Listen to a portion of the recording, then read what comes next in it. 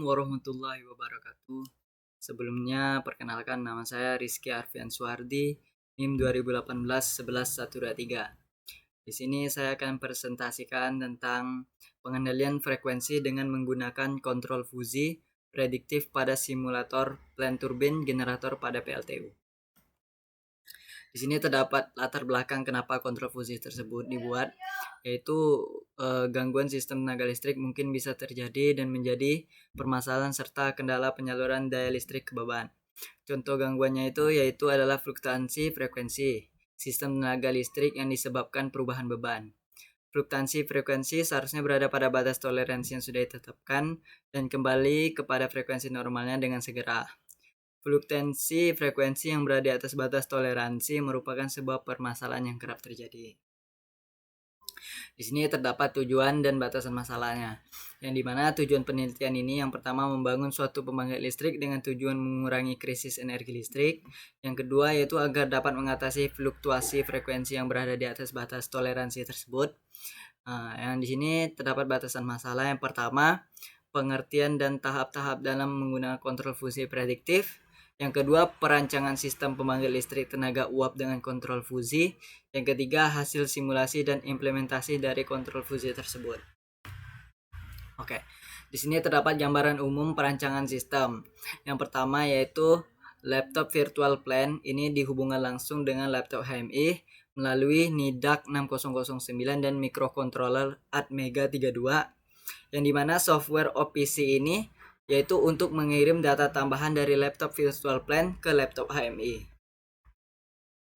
Oke, di sini terdapat pemodelan virtual plant turbine generator, yang dimana controller yang digunakan berfungsi untuk menjaga agar output frekuensi tetap berada nilai 50 Hz walaupun terjadi perubahan beban pada TL, yaitu torsi lawan.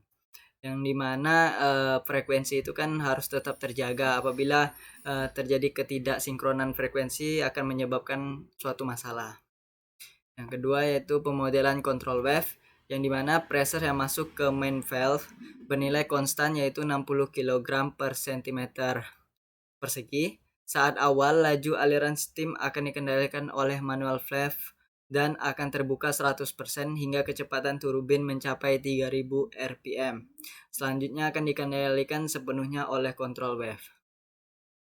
Oke. Di sini terdapat pemodelan turbin. Turbin yang digunakan adalah jenis non-reheat, di mana uap yang masuk ke turbin tidak mengalami pemanasan ulang untuk menggerakkan turbin itu sendiri. Dan di sini terdapat pemodelan mekanika generator. Yang ini terdapat fungsi alih. Yang fungsi alih ini kita menggunakan suatu program MATLAB, yang dimana fungsi alih ini adalah perbandingan antara output keluaran terhadap input masukan. Nah, sini terdapat perancangan komunikasi data. Pengiriman data dari laptop virtual plant ke HMI menggunakan NIDAC yang sebelumnya dikonversi dahulu menjadi 5 volt, 0 sampai 5 volt.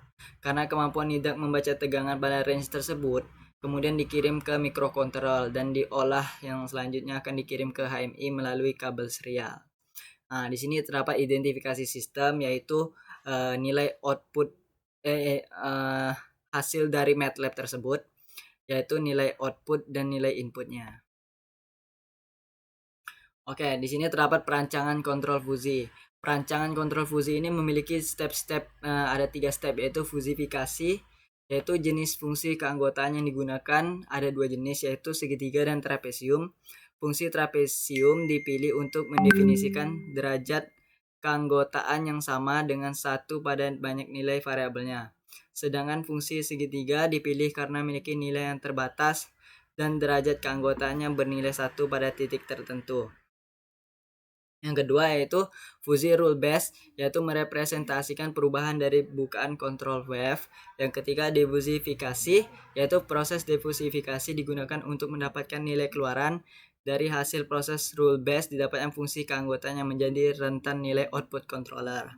Di sini terdapat perancangan controller prediktif, yaitu controller tersebut memprediksi nilai dari output KY plus 1, nilai error yang masuk ke PLC atau Fuzzy Logic Controller, diberikan variabel tambahan yaitu KI, yang nilainya berubah-ubah sesuai dengan perubahan yang terjadi pada output dari plan discrete.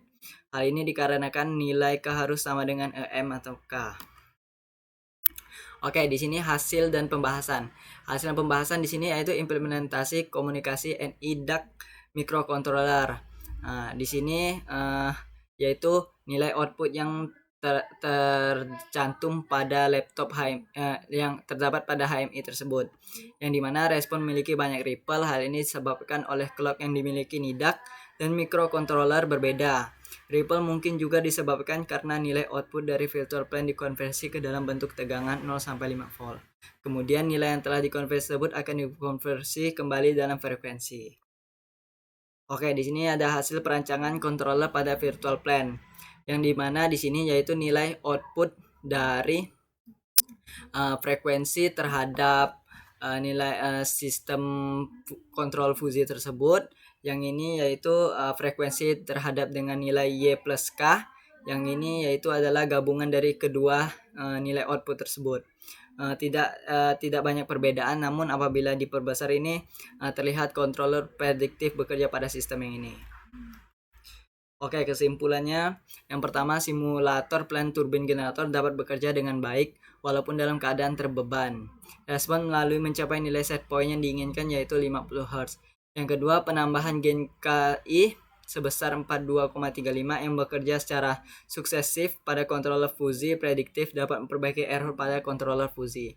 Yang ketiga, jika sistem hanya menggunakan kontrol fusi sebagai pengendali frekuensi saat terjadi perubahan beban, maka error yang dapat direduksi oleh controller fusi prediktif adalah sebesar 1,04%.